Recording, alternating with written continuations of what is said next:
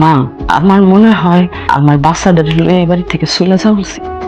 কই যাবি? কোথাও থাকবি? কই যাবো জানি না, কিন্তু আমি আমার ভাইয়ের সংসার ভাঙনের কারণ হতে চাই না। এটা আমি সহ্য করতে পারি না। শোন, এটা যেমন তোর ভাইয়ের বাড়ি, এটা তোর বাড়ি। তোরা দুইজন ছোটকাল থেকে বড় হইছস। আজ যেদিন তোর বাপ আছে, আমি তোর মা আছি, কোন মানে যাওয়া লাগবো না তোর। তোর ভাইয়ের বাড়ি তোর বাড়ি, তোর অধিকার আছে। তুমি একবার চিন্তা করে দেখো, যখন থেকে ছোট শাশুড়ি এ বাড়িতে আইছে, উনি মনে হয় আমাদের একবারে সহ্য করতে পারতেছে না। আমার এখানে থাকা খাওয়া এগুলো মনে হয় আমার বিষের মতো লাগতেছে। আর আমার চিন্তা কি, আমার সাথে চিন্তা আমার বাচ্চাটা লইয়া। আমার বাচ্চাটা কি হইব, আমি ওরে নিয়ে কই যাবো, কি করবো? তাই বইলা আমি আমার চোখের সামনে আমার ভাইয়ের সংসার ভেঙে যাবো, এটা তো সহ্য করবো না মা। তোর ভাইয়ের শাশুড়ি আইছে 2 দিনের লিগা, আবার যাইবো গা। আমি আর তোর বাপ যতদিন আছি, মরা পর্যন্ত তুই এনে থাকবি। বিয়ার আগ পর্যন্ত মায়ের বাপের বাড়ি আপন বাড়ি, বিয়ার পর কিন্তু মায়ের বাপের বাড়ি পরের বাড়ি। সারা জীবন তো বাবু ঘরের মধ্যে পইরা থাকাটা কি আমার ঠিক হইতেছে না? আমার মনে হয় এখান থেকে চলে যাওয়াই উচিত মা। আপা, আরে বোন তুমি, আপা তুমি কি কিছু কইবা? আমি বলতে চাচ্ছিলাম, আপনি মুক্তাকে এখন স্কুলে দেননি? না, এখনো ওর স্কুলে দেই নাই, তবে দিমু।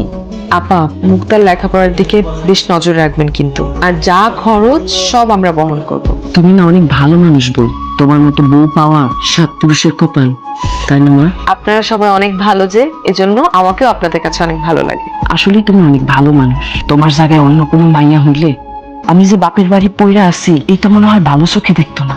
কি বলেন আপা আপনি? আপনার বাপের বাড়ি, আপনার ভাইয়ের বাড়ি, আপনি থাকবেন, এটা ভালো চোখে মন্দ চোখে দেখার কি আছে? আপনি যদি মেয়ে না হয়ে ছেলে হতেন, তাহলে কি এই বাড়ি ছেড়ে যেতেন? তোমার মতো তো সবাই ভাবে না। তোমার জায়গায় অন্য কোনো ভাই বউ হইলে এতদিনের সংসারে গ্যাঞ্জাম লেগে যাইতো। যদি শ্বশুর বাড়ির মানুষেরা ভালো হয়, বউ এমনি ভালো হয়, আর শ্বশুর বাড়ির মানুষ খারাপ হলে তখন বউ খারাপ। এটাই তো। তা তুমি ঠিকই কইছো বই। শোনো মেয়ে, তুমি বিপদে পড়েছো, ভালো কথা। তা এইভাবে হাত পা গুটিয়ে বসে না থেকে কিছু একটা করার চেষ্টা করো। আজকালকার দিনের বাজারে একটা সংসার চালিয়ে আরেকটা সংসারের দায়িত্ব নেওয়া না সম্ভব হয় না। মা কি বলছো এসব? আর আপাকে কেন এই ধরনের কথা বলছো? আপা তার ভাইটা খায়, তার ভাইয়ের সংসারে থেকে সে কি করবে না করবে সেটা তার ব্যাপারে, তার ভাইয়ের ব্যাপার।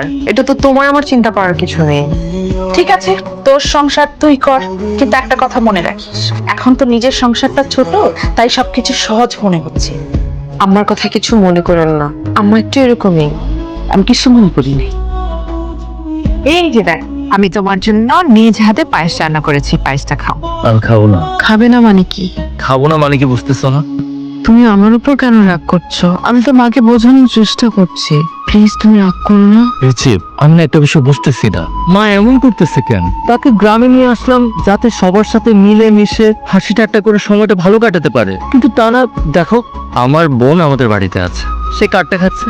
আমার বাবারটা, তা নিয়েও তোমার মায়ের সমস্যা। আমার বোনকে যা না তার কথা শোনাচ্ছে। মাকে বোঝাবো প্লিজ, সব ঠিক হয়ে যাবে। তুমি আমি ঠিক তো সব ঠিক। তুমি ঠিক আছো বলে আমি এখনো সংসারটা করতে পারতেছি। মাঝে মধ্যে জানো, আমার নিজেকে অনেক ভাগ্যবান মনে হয়, আমি তোমার মতো মিষ্টি লক্ষ্মী একটা বউ পাইছি। আচ্ছা, পায়েসটা তোমার একটু খাইয়ে দিই। তুমি খাও, তোমার জন্য করেছি, তুমি খাও।